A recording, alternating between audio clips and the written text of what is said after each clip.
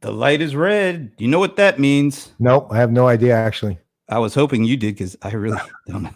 Does that mean we have to? That means we have to stop and wait till it turns green, I think this is where I say I'm Brent Leary.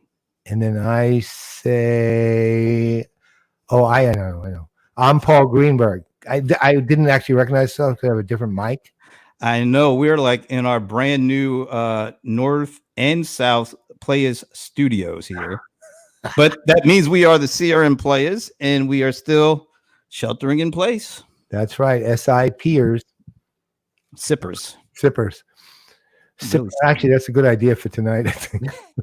It's a good idea for every night when you're just kind of sheltering. That's right. We'll just sip away. Sipping while sheltering. Okay. Well, this we are where we are, and actually, all things considered, it could be worse. So I'm not going to complain at all. No, I'm good. I'm good. I'm comfortable.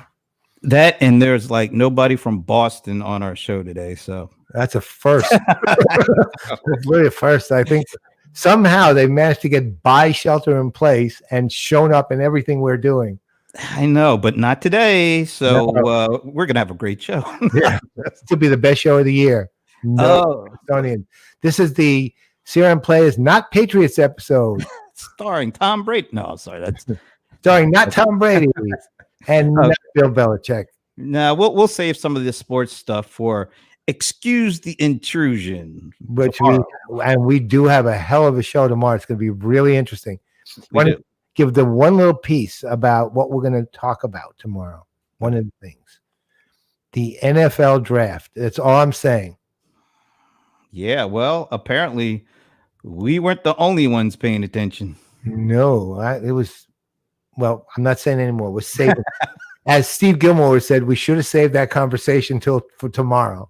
We should have. For when we were live, but live tomorrow. But guess what? We never have a shortage of things to talk about. So no, one thing I do think we should talk about because we got a lot of stuff. We got some of our usual segments. In this week's watch list winner, you're gonna have Zoho in the focus. Yeah, and we're gonna have our buddy, the chief evangelist of Zoho, Raju Vagesna, join us later on when we're doing that. And we're also gonna do what's really it's sweeping the nation, folks. That's right. It's pins. That's right. Protect the identity, but not the stupidity. We're doing another one of those. And that will be, let's say, appropriate fun. Yes, this is all meant in good fun. Not entirely, but well, I need to say that just in case Alan Burton was listening, because he's Jets fans. He kind of get on you for stuff. Anyway, but before we do that, we did have another happy hour yesterday, and I think we're like 4 for 4. Yeah, it's amazing what happens at these happy hours. Like, so yesterday we had a full house, as always, and as it turns out, we had this professor from Louisiana there. I mean, teaches in Oklahoma, and turned out we also had another professor who had been on one before, a good friend of mine, Steve LeMay, who's a professor of supply chain at University of West Florida. And weirdly, it turns out that the professor from Oklahoma, Jeff Risher, was actually, I believe, a student of Steve's. And Jeff and Steve didn't know that the other one was on particularly, right? So we're getting those kind of coincidences every week where we're getting these people who just know each other and then kind of go around the room and tell stories. We had the inimitable and always fun Rebecca Wedman was on, and it was just a great one. We had a lot of fun, and we're going to do one live, and we have some agreements from some of these participants that they're willing to be on that episode, so that during that happy hour, so you can actually observe and participate yourself if you'd like to. One thing that was interesting from let's call it market research standpoint is we had an amazing number of people drinking beer at 12:30 Pacific time. Right. You know what? I thought you were going to mention the other, I think, strange coinkydinky. Which was? Me saying coinkydinky for one. That's very strange. I hardly ever do that. There were a lot of folks from Oklahoma on there. Yeah, we had 4 or something like that? At least 3 or 4. Well, anytime you have more than one, it seems to me quite a bit. Yeah, that's right. I mean, there was one. We had two that we know of, and then we found out who was born in Oklahoma. Well, Rebecca, I believe, was born. That's right. She was born in Oklahoma. Right.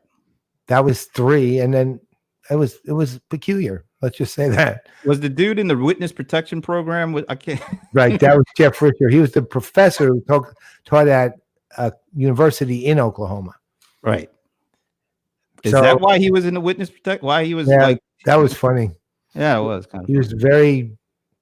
Let's say he was on a beach, and then all of a sudden he was whisked away by WITSEC. The other thing too was I think this was the first week where there were more Mets fans on than Yankees fans too, and Allen wasn't one of them. Allen Berkson wasn't one of them. That's oh God, I didn't even realize that. So we're 3 for 4. It was Marshall Lager. It was Ginger Conlon. It was I think John Carini, wasn't he? Yeah, John Carini was a big Mets fan, in fact. All right. Hey, Alan, you of all the weeks to miss, man, you missed the wrong one. The 1 week you had some support. Yeah, that'll probably never happen again. No, we know it'll never happen again. Once fooled, not twice, though. By the way, Sven Esser is happy. Well, we're happy that Sven is with us, but he's happy because there is no echo today. There's only been a couple of minutes, so we can't like start celebrating too soon. But yeah, no, I'm hoping this sounds better. This is like a massive mic improvement for me. This is the Shure SM7B, which is apparently the mic itself has been around since 1974. The actual mic, and it's the most used pro mic for broadcasting, for the like radio broadcasts and things like that. And I was having trouble with it, but last night I got on with Brent, and with his help, we fixed it. So you guys are our first listeners to hear it with this mic, right? And absolutely. And let us know how it sounds. And Sven, when are you going to be on a happy hour? Happy hour. Gotta have a happy hour there. Come on, yeah, you need to join us. We got the echoes all out, so there's no excuse now. That's right. Your excuses are gone. You can't attack us for being degraded people. So and here's I'm going to give them a little like background look there of this is what we're calling Serum Studios South. Yeah, mine doesn't look anything that good. It's nowhere near as cool as that. Well, we're still working on it. You know, I want this. No, yeah, that's what I want. That. Yeah. So I mean, we're getting there. We got the echoes gone, hopefully forever. Well, I still have, as you can tell, given that I honestly don't have an orange face. I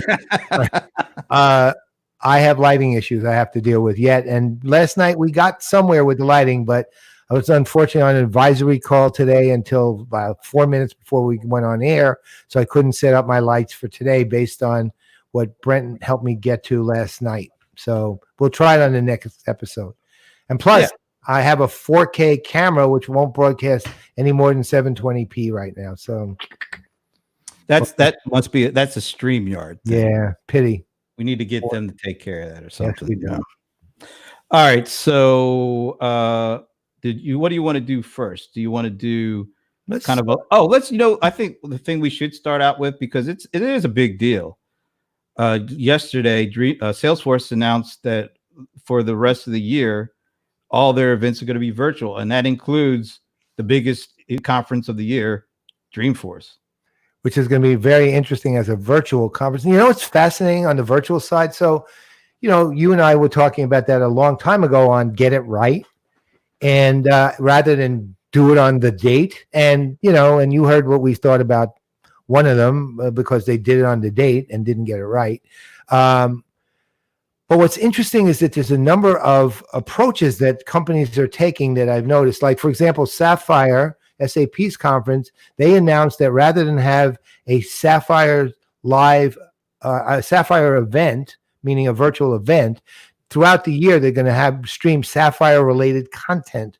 And it's going to be associated in 3 or 4 different kind of shows, in a manner of speaking, right? 3 or 4 levels, right? Over a full year. Seat of course, that's what we're doing with Seat, right? It's a full year of virtual content still associated with things that would have been done at the live appearance. Salesforce announces that they're going to just do virtual events. I'm sure Dreamforce will just be one of them, but not necessarily stream Dreamforce over a year, just do virtual events for a year. Microsoft's approach has been to announce that every event they're doing from now through 2021 will be a virtual event. Pega is doing a one-day Pega World, and which, and it's still approximately the same time as the real one, but I think it's June 2nd. So they're having enough time probably to do something unique and creative. We'll see, of course, when it happens. But everyone, people are struggling to figure out how to make this right. So I don't, the ones that go bad in the beginning, you beat them up a little bit, but just mostly so that other people don't do that again. And you learn from the mistakes of the past that were done. Yeah. I think they did learn. And wouldn't it be cool if we found out that something we said actually played a role in that? I mean, because we were pretty hard on at the beginning saying, why stick to the date that your live event, your face-to-face event is, why stick to that date to do your virtual event? There's no reason to do it because they shouldn't be treated the same. No, and who the hell's I'm not going on a plane to go listen to my laptop in a hotel room. Right. So what's the point? Right. I just do it when you got it right and you're sure you got something to present. And look, the best example of it, for example, John Reed, who a lot of you may know, he's more on the ERP side of life, but he's well known to all of us as a gadfly and and let's just say a very funny guy and also kind of a brilliant analyst. Actually did a piece, which we can put some links to, on Diginomica, who he works with Dennis Howlett and Phil Wainwright and others. Great, by the way, great. You want to talk about great media right there. Read Diginomica. So he did a piece on kind of how to think about virtual events. Like here's kind of the beginner's basic one, and here's the advanced version of one, if you're really thinking deeply. Ultimately, and I highly recommend that everyone reads that. Everybody even planning a virtual event reads that, because to me, it's become my kind of go-to Bible, for that. But, if you look at the kind of the fundamental point, it's interactivity. So, for example, you're giving a keynote. Normally, you're on a stage. You got the interaction going on, more subtly with the crowd. And, it becomes, you get animated by the crowd, and the crowd's kind of responsive, and you give a speech, and it's visionary and very exciting as a CEO.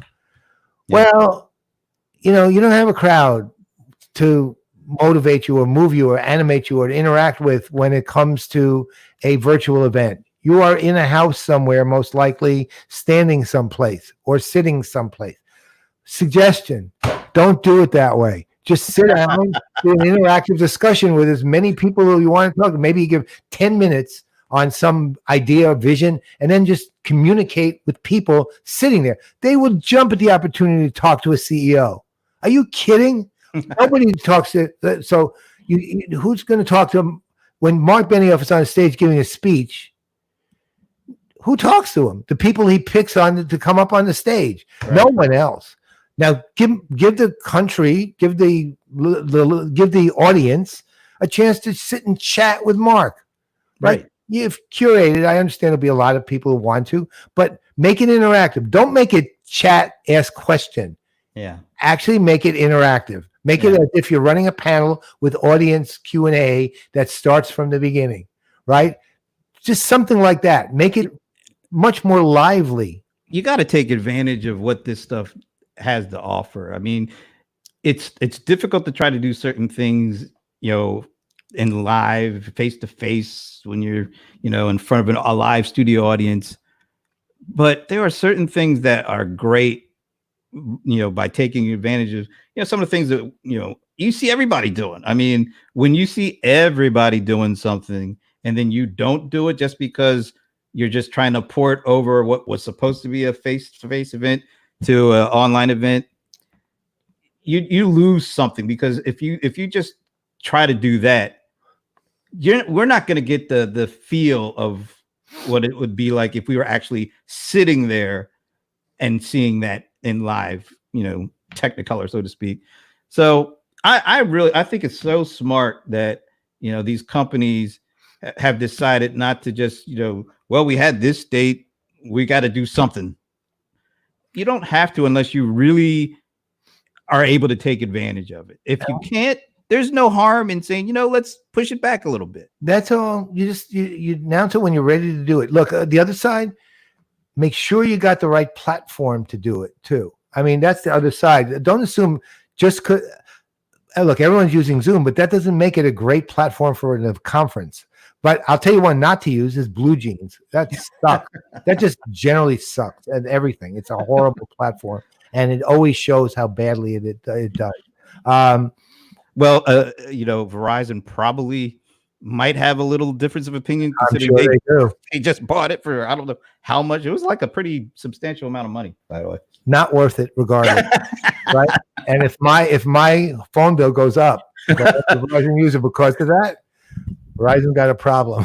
I'm just glad I'm on AT&T, so they can't mess with my my bill or anything like that. So yeah, I don't think they can. No, just Blue Jeans. So all right, how did that sound, by the way, my new mic? It sounded good, but I do think we had a comment that says you might want to get a pop filter. No, I actually this is a pop filter, and I have the bigger windscreen. It just happens to look uglier, and this is the first day I'm using the mic, so we're testing it. All right. So of course, if I'm going, I mean, that's not going to even survive. A pop filter is not even going to survive that. Right? Yeah, that's kind of a brutal sound. That's a plosive extreme. I think Sahil was the one who said you might want to get that. So it's there, Sahil. Don't worry. Got me. It comes with the actual package, but this is the test. There it is. It looks much sleeker by itself. He says there's a very little hiss. Maybe that's because I'm in the background doing this.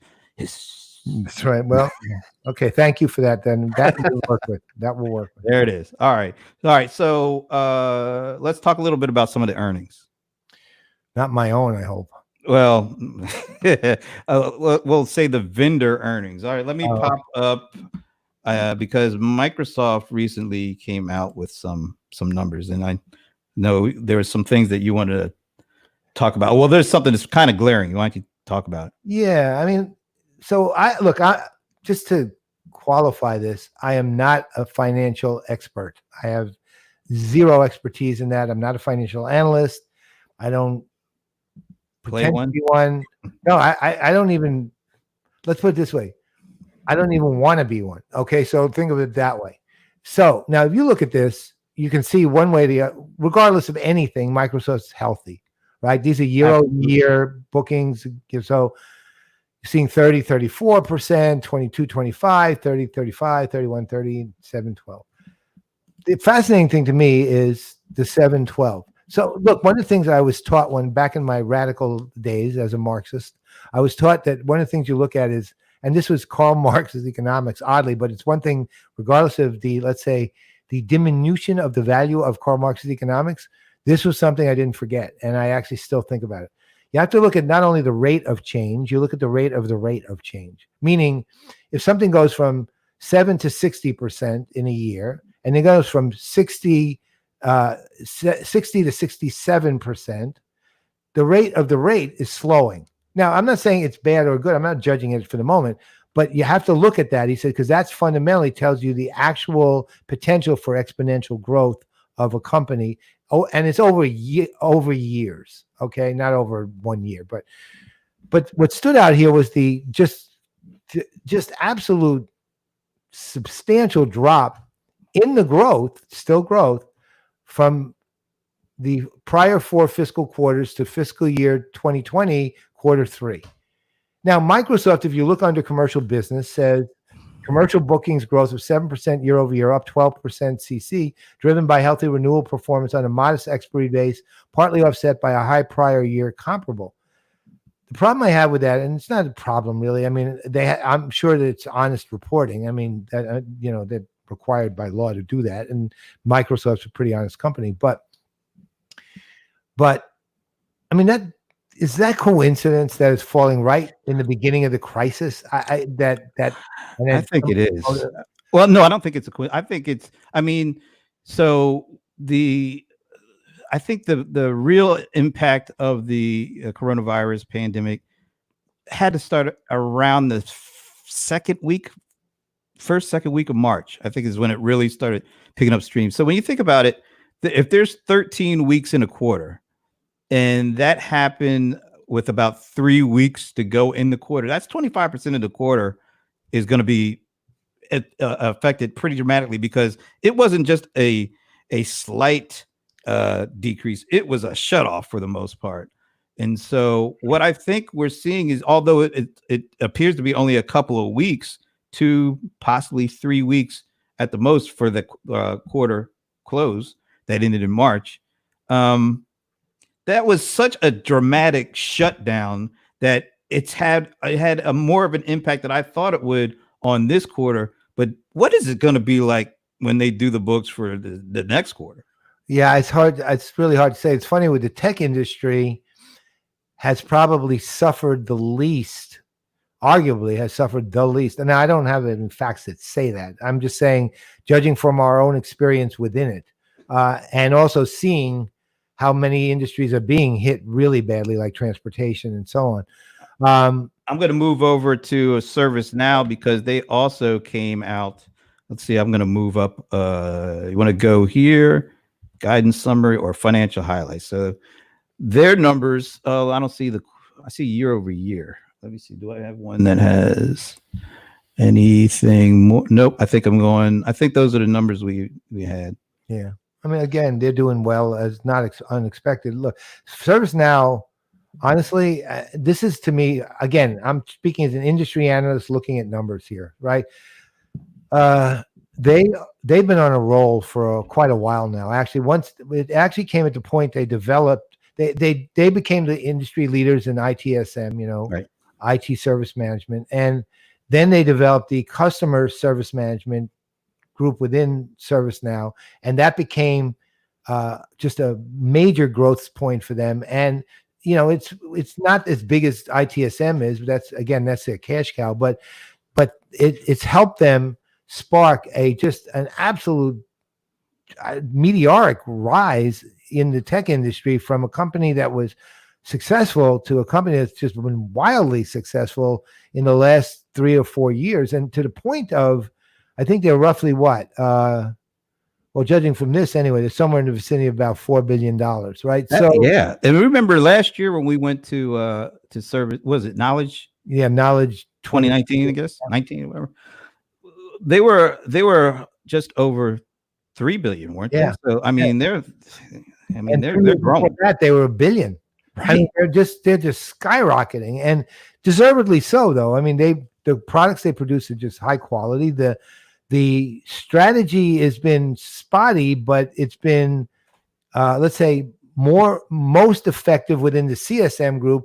They've made a wise decision to emphasize CSM and use ITSM to kind of fuel the growth of CSM.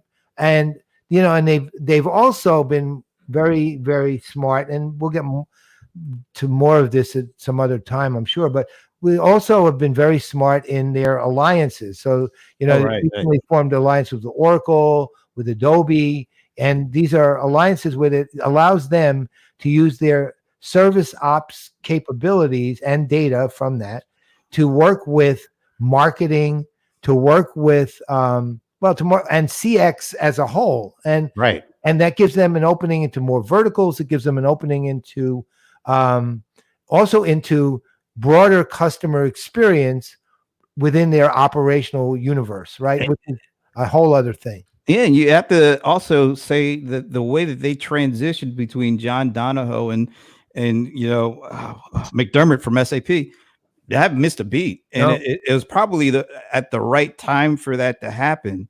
You got to give Donahoe credit. I mean, he came over. I remember him from eBay.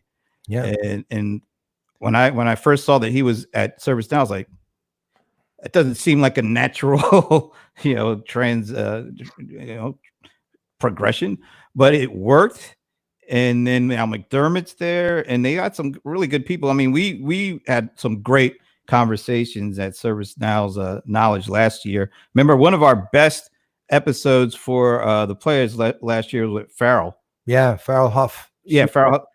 She runs CSM. Right. So, I mean, and a lot of the people there, they have experiences coming from other of the big vendors. So yeah, I mean, they've been kind of hitting on cylinders for the last couple of years at the least, probably more than that. Yeah, a little longer than that. And they're finally starting to get aligned with their messaging, which was a real problem for a while. And then, and we'll see. I mean, it's hard to say what impact Bill McDermott's going to have, but let's say, at least on the surface of it, he seems to be a good choice for the CEO, because they needed somebody of his experience and his ability, his guidance for at least this immediate coming period. Again, how well he's going to do, hard to say, but let's say this: I have high hopes for him, and I wish him well too. But but his outcome is still TBD. Yes, and speaking of, well, this not even to be determined. Alan is telling jokes. Wow, I knew it. I'll use this as a segue to protect the identity, not the stupidity. And I will get on to this afterwards. Yeah, so here's Alan's joke. He says, how many? No, he says, I don't know why I'm laughing. He says, Brent still has a echo in his home, or no, at least one echo in his home. But yeah. Alan, you know the old saying, keep your day job. He's a really great storyteller for corporate narratives, but man, I know stand-up was not his forte. He needs to sit down. All right, so with that as a lead-in, it's sweeping the nation. I know some folks may kind of find it a little, I don't know, harsh, but this is all, I think it's all the learning material to help folks not make certain, mistakes, but without saying who the folks are. So for this week's installment of Protect the Identity, Not the Stupidity, let me bring up Exhibit A. All right, so this is one I got, and I think I blotted out everything, but this is somebody that sent me this thing. They're a business coach, and they are going to do their own webinar. Now, there's a lot of people doing webinars, and I have no problem with that. I mean, I do webinars. I mean, you do webinars. We all do webinars. But let's face it, when we do webinars, there's usually more than just an altruistic reason. But this particular person, he makes it sound like he's doing the world a favor. All right, I just have to say it. After thinking about this, I decided to hold a free webinar to help those who have been impacted. Now that sounds good, but then he goes in, and then I wanted to highlight certain things. He's calling it a powerful event. Now, how do you know can you say your own event is powerful? I mean, it sounds kind of it doesn't sound right. Like that's like me saying I'm powerful. I'm more inclined to say this powerless event. I'm more inclined to say, if you don't have anything better to do, right. Come on and watch like that. But then it's like, okay, it's a powerful event in which we have shown others how to generate in excess of 100,000. I mean, I just hate when it just sounds like you're just trying too hard. Well, I once got this email, and this one was literally the same kind of thing. It wasn't this. It was very different, but it follows this formula. Okay, we're in the middle of a crisis, right? Okay, so this is literally the blocks. COVID-19, pitch COVID-19, right? And that somehow shows you're compassionate. And this guy looks like this guy, to be perfectly blunt, looks like a fool. I mean, he's basically saying COVID-19, it's horrible, and I'm really worrying about you, and we're walking together through challenging times. I want to make you 100 grand. Or I know how to do it, and you don't. I know how to do it though. And I was originally thinking this must have come from that Nigerian prince. I haven't heard from him in like a decade. That's right. He's always, that Nigerian prince is always looking out for me. He's always looking out to try to show me how to make $100,000. That's so kind of him too. But guess what? Here's the twist to this whole thing. I actually worked with this guy 20 years ago. He knows me. I know him. And yet and still, he sends me this. Wow. That is why. And I really shouldn't protect this guy's identity, but I am. Fair enough. I'm not going to call him out. There's no reason to, but I can't protect the stupidity of this email. And Benny Hill would be proud of you. I know. Well, Benny will show up when I edit this and make the little snippet out of this. Benny Hill will be there. Jackie should be too. Can you have Benny without Jackie? No. I mean, you can't really do that. No. All right. Well, I mean, come on, folks. We don't need Nigerian Prince emails anymore. No, they're long over. Yeah, they are. But if you guys have a good pins, we're always looking for good pins. That's right. So send them on to us or come on yourself. Yeah, if they're really good, if you're a really good corporate narrative teller, Alan. That's right. Just find one of these things where you can protect the identity, but not the stupidity that you're willing to talk about. Right. You're on the show to talk about it. Right. But you cannot out whoever it is you're talking about. That's the rule.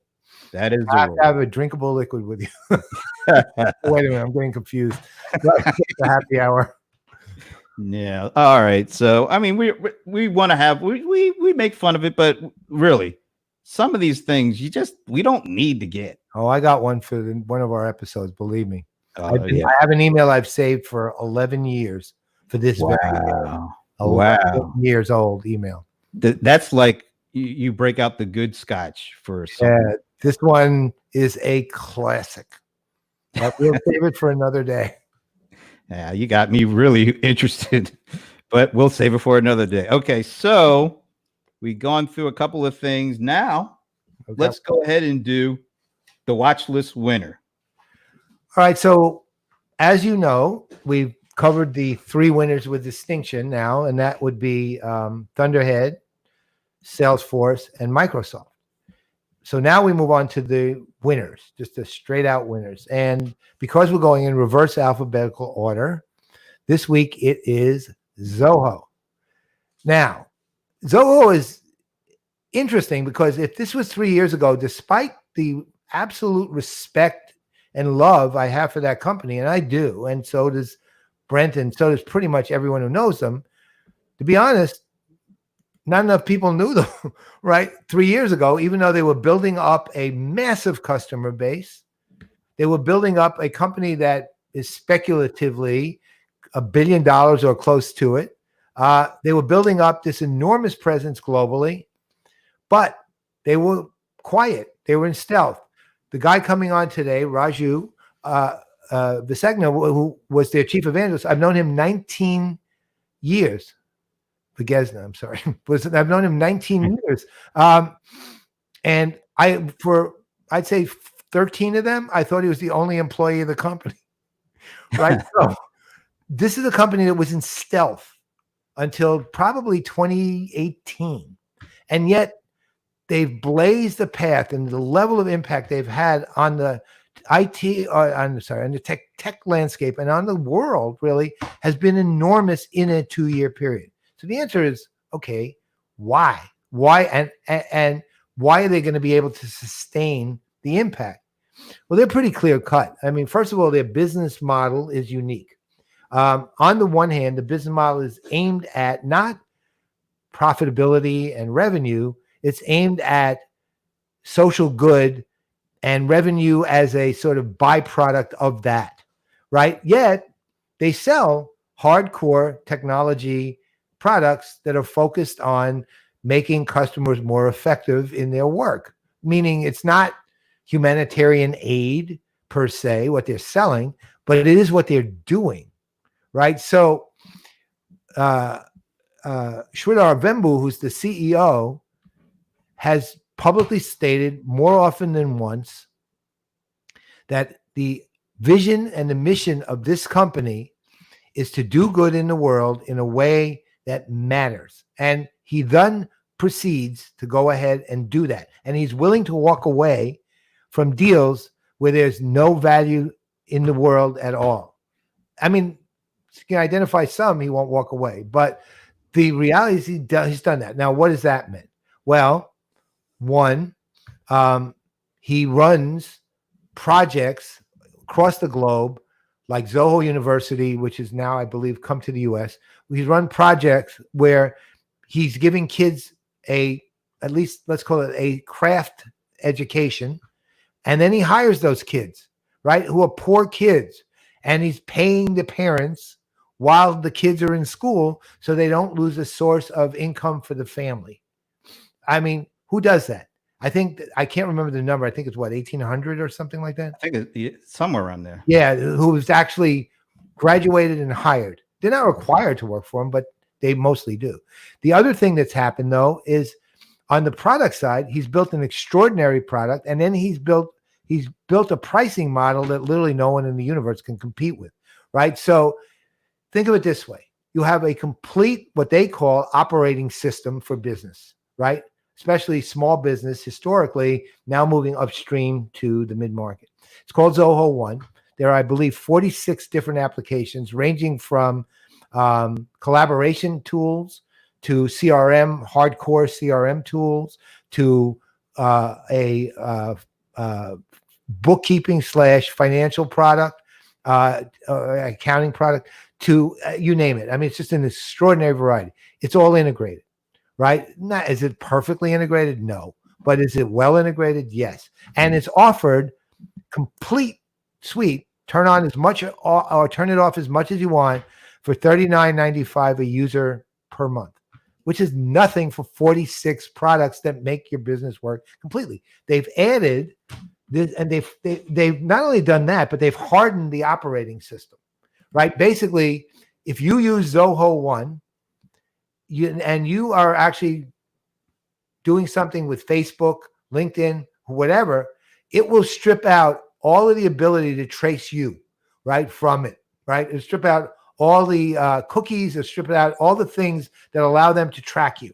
All trackers are stripped. It's like a hardened system, right? And that you can literally, it's basically a software version of what we used to call a utility, which was software in a piece of hardware. But this is a utility. It's reached that level. And it's extraordinary as a result because of the pricing, because of the capabilities, because of Zoho's absolute commitment to customers, that it's going to set, it's just the dominant force in the small business universe. They're now moving upstream, which is a little more uncertain, but they've already built in the pieces of technology necessary and the capabilities for their engineers to keep continually expanding what they need to do in real time as fast as you can humanly develop it. In this crisis, they've actually developed an 11 product suite, Zoho Remote, basically, which allows you to work remotely from home, that they're giving away at least to July, I think is the current time frame, maybe longer later, who knows. And so in other words, from the standpoint of the mission and vision, from the standpoint of the product of the company, and the one other thing, which is very important in their company, because, you know, honestly, they're not huge marketers. That's not what they do. They're not like, but what they do have is probably the best single person, well, they do have voted the best single person corporate communications program in the business, which is run by Sandy Lowe, who, you know, many of you know, and hopefully more of you will get to know. To give you an example there, just to show you the impact and reach Zoho now has, thanks in part to her.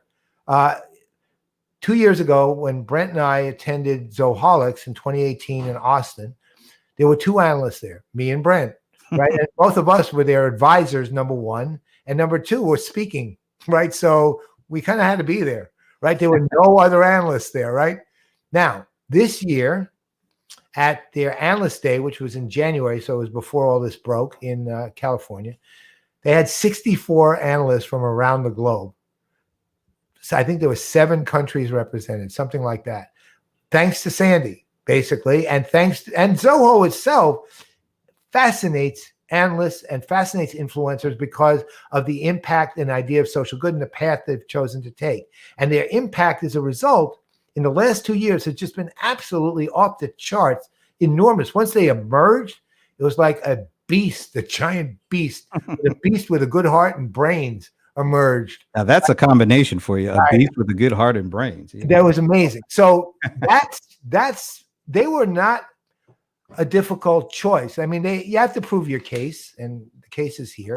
And there are things which I'm not discussing on the show, but there are things they need to do. They're engineers, so I'll leave the rest to you to think about it, what they might need to do. But on the whole, this is a company that was not difficult when it came to what they do, how they do it, and their future opportunity and capability to have that kind of impact. And guess what? I don't. Well, I do know, but I'm going to say I know what. What? Here's a surprise for you. Joining us right now is Raju Vagesna, Chief Evangelist for Zoho. Thank you. How did that ever happen? That's the guy from the company is actually on the show when I'm talking about it. Their ears were burning as you were talking. Wow. Magic in this virtual stuff. Yeah. So how is it going? Are you in Austin, Texas right now? Yeah, I'm in Austin, Texas, friend. I'm doing great. I hope you guys are staying safe and doing well. Yeah, we're hanging in there. We're not allowed to leave. No. We want to be in that island that's used as a Zoom background, but we never can get there. Hey, so first of all, thanks for joining us and taking a few minutes to kind of talk a little bit. I got something I want to pop up because a little birdie shared this with me. I wonder who that may be. And this is something that you recently tweeted. Okay. I would just like you to kind of talk about this. We'll let people read it, but you go ahead and talk about this. Sure. I mean, for a long time, I was thinking about the impact on some technologies had in the context of urbanization, and be it the materials used for constructions or whatever. One thing that stood out for me is the role an elevator played in urbanization. As I said, imagine the density of any of these cities without an elevator. It can't go up beyond say 4 or 5 floors. So the technology called the elevator played a significant role in the population that we see. 20, 30 million in a city cannot be possible without an elevator. And so the technology helped go vertical. And I felt that, so that is one segment. And then when it comes to the internet, cloud on the internet, it really doesn't need, or you don't have to be in the same place to get things done, just like we are in 3 different locations. And so cloud will help disperse this, right? So here we are, 2 different technologies that can work in opposite directions. So can cloud be the elevator of ruralization? When one technology like an elevator help increase the density, can the other technology, the cloud, help with the sprawl? That's the idea, and we truly believe that. In fact, we discussed that in Jan during the analyst day, where the role cloud can play in the context of ruralization, rural revival, and all of that. And it is the same fundamental idea, but now for unexpected reasons, we are seeing that in action. It basically got a jump start, and cloud really is helping the sprawl. And now we are thinking, I'm excited about the new office setup that something like this will bring. I mean, I have my own dream office setup, but I think this is going to be exciting. So you guys, well, look, prior to all of this, you were involved in dozens, really, and some small and some huge projects for good, right? I mean, work you're doing in Chennai and elsewhere, in the districts, and work you've done here with Zoho University, as we discussed earlier. So how have you kind of reconfigured that the good works for dealing with this? The whole Sure. For now, I mean, in times like these, the business plan that you have is thrown out the window, and you come back to basics. You question the purpose of business. So for now, there are only two goals: one, survive; two, serve. That's it. So those are the only thing, and we have planned for it. So the good news is we can survive. We are surviving. We are doing well. So now the focus really is to serve the community, and that's the purpose of the business. It's not to what's the point of profits and what's the point of being financially profitable if you're morally bankrupt? So that moral aspect of it is being serving the community, serving across the board. So there is no special thing in here that says we are targeting this growth, that growth. We are actually not thinking about growth in the business. Once the survival is intact, now how can we serve the community? That is pretty much all on our minds for the last, say, couple of months. And for the foreseeable future, once still we get out of it, that will continue to be the focus. So why don't you because the stuff you're doing and have been doing for a while is genuinely been kind of inspirational. So it's not just like good works, but it's inspiring good works, because you can be a model for other companies to do good works. Now, look, I mean, a lot of companies are doing good things, but you guys are literally, it's your DNA. It's who you are. So what are some of the specific kind of projects, and I'm calling projects just for lack of a better word, really, that you're undertaking in the course of these last couple of months, given that, and kind of where do you see those kinds of things going post, let's call it post immediate threat? Mm-hmm. Frankly, we don't know how long this is going to last. Right. This might last a year or beyond, and everything is done at the regional level. As then, of course, there are a few things at the global level. At the regional level, for example, if you take our Austin office or the US in general, all employees are welcome to contribute to their community. So if they have to take a few days off and start doing a few things for the community, no permissions needed. They can just start doing it. So that is at the regional, at the say Austin level. Or if you look at it in India, I mean, we take a slightly different approach where we have massive kitchens and we serve about 6,000 meals a day today to the community, because there are a lot of people out there that do not have food because they do not have a job. So a couple of weeks back we were serving 5,000, now 6,000. We are hoping to accelerate that.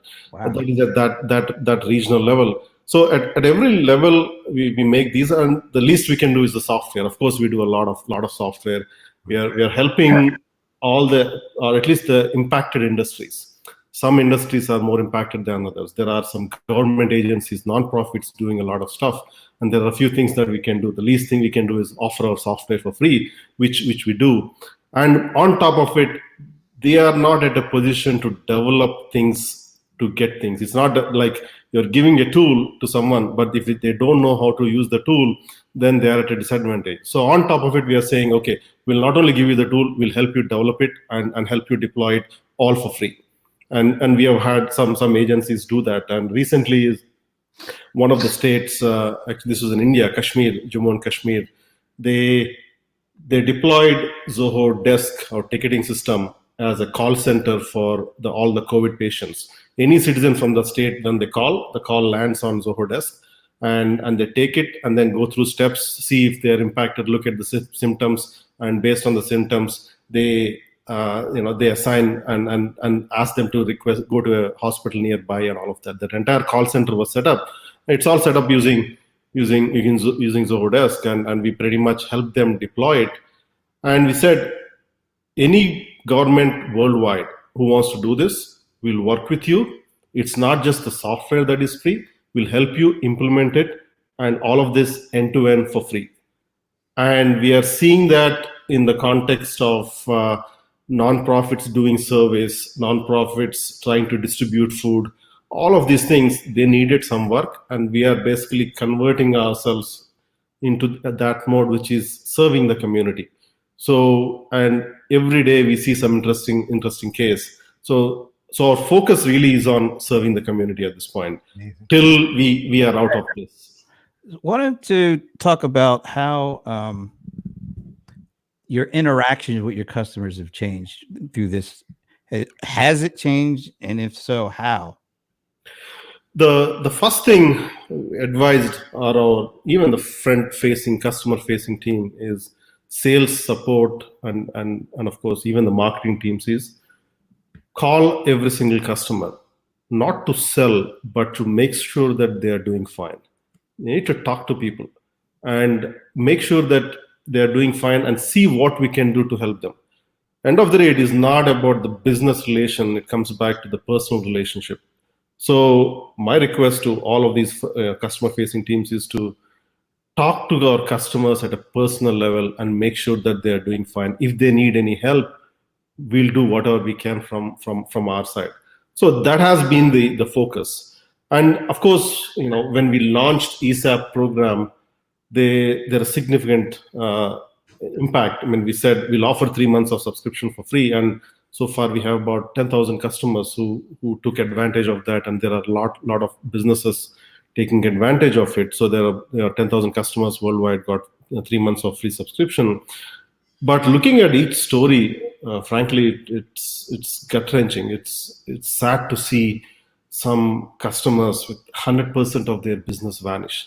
Yeah. The least thing we can do is avoid the subscription, but whatever we can to help them out. We got to get through this. Unfortunately, it's becoming numbers. We say 2,500 people lost lives. We're looking at it at a number, but each number represents a devastated family or several families. At some point, it becomes numbers, but if you look at it, at every number impacts several family members out there, and that is a sad state. And I think we as a community has to basically chip in and see what we can do. I think, it comes down to that.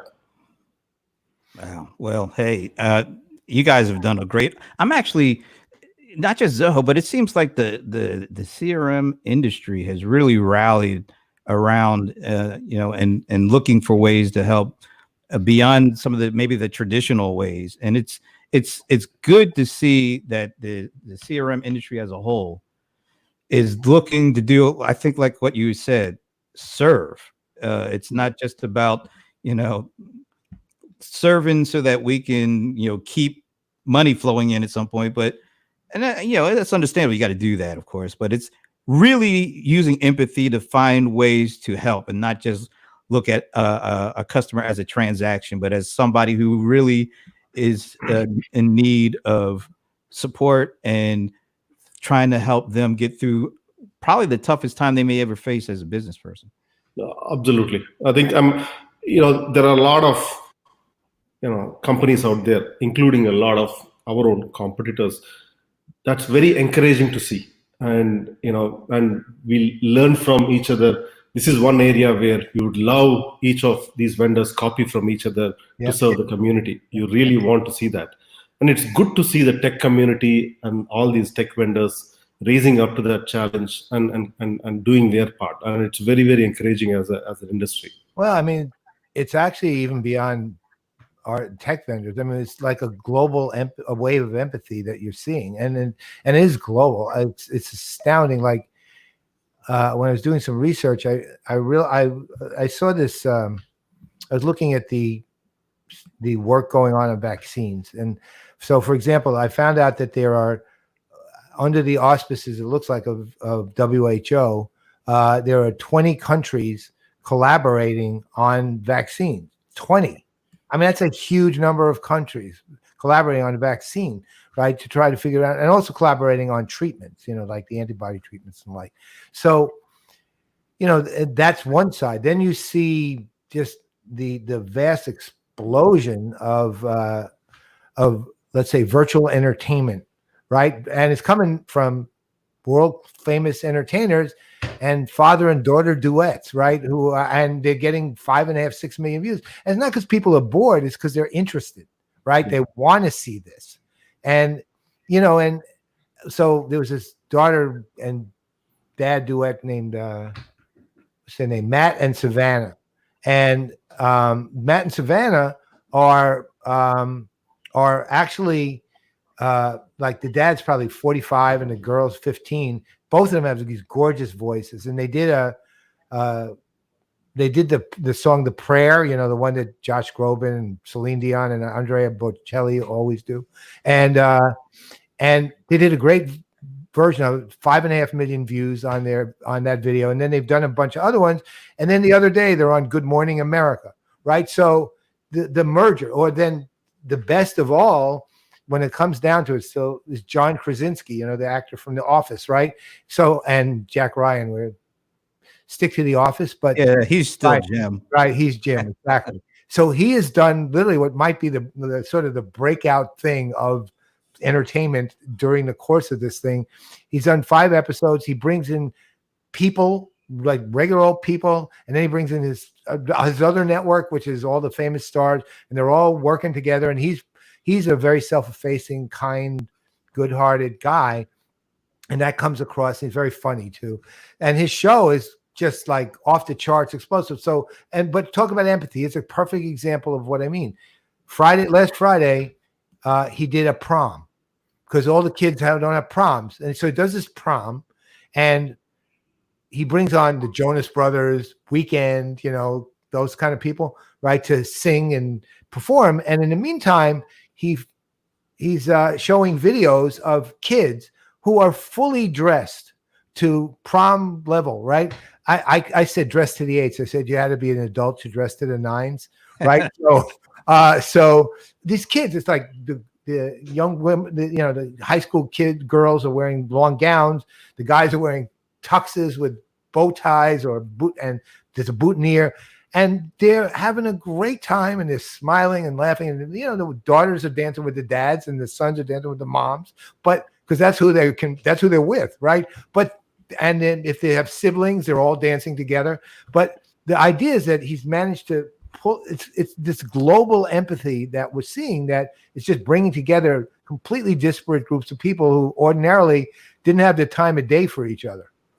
Absolutely. I mean, this is like during a war-like time, the country comes together. Yeah. But here we are, everyone in the world is fighting a war against that invisible enemy. Yeah. And the entire world is coming together as a community to fight that. And it's absolutely amazing to see at the humanity level. Blows me away every day. Yeah, I was really expecting you to say that, the things that people are really turning into is like my Name That Tune night on Fridays, or my DJ live streaming. Well, but you've got dude. Never mind. Jim is all right, but I'll post you. That's what I'm going to do next week. Then I'm doing that series, on Let Us Not Forget Hopeful News. I'm going to post your video, you doing a DJing. My Name That Tune. Me and all my fans. Let's see, my mom, Alan. No, she doesn't even. She's not on Facebook. So yeah, wait, maybe Alan. Yeah, Alan's on. Alan's on every. Alan is always on. Alan's already identified himself as a super fan. Hey, this has been great, Roger. Yeah. Thanks so much for joining us. Man. I can't wait till the next time where we can actually, virtually is nice, but it's not as good as actually being. Right. And, please stay safe. Thank you. Too. Yeah, too. All right. Well, with that said, I'm Brent Leary. I'm Paul Greenberg. We are the Serum Players, and excuse the intrusion tomorrow at 3. You tease them with us a little bit more about who's going to be on or what we're going to be talking about. So, as I mentioned earlier, we're going to be talking about the NFL draft and our impression of it, because it was the first genuinely virtual draft. And it was, well, again, I won't reveal that part. But in the course of that, there was a report issued by a company called Zomph, Zomph. Now, Zomph has been a sponsor at SEAT, which those of you who know us for a while know that Brent and I both sit on steering committees and advisory boards at SEAT, the Sports Entertainment Alliance and Technology, and they've been a sponsor for years. They did a report based on the NFL draft that was fascinating in terms of the information it gave on brand response and time. It's an amazing report. So we're going to talk about the report, and we're also going to have the president and chief revenue officer of Zoom on the show. I know those guys. I've had Impossible Burgers with them at Glory Days restaurant here in Manassas, and they are awesome people. So you'll really enjoy meeting them too. But I will tell you one thing about Zoom, which you all should know, and we'll talk more tomorrow. This is a product that actually is useful. It's like you see it and you know it's useful as soon as you see it. It's not like you have to figure out how it's going to be of value to you. You know the second you see it how valuable it is. Well, all I'm going to say is I've got questions about some of the stats coming out. I'm not all that happy with some of the results I've seen. Let's put it like that. Well, you know, we'll get into that tomorrow. Numbers are numbers and can be interpreted anyway. That's right. And they will be interpreted tomorrow. All right. So we will see you then, 3:00 Eastern, Fridays. And remember, happy hours, Wednesday, 3:30 p.m. every Eastern time, every week. Sign up. And we're signing off. See ya.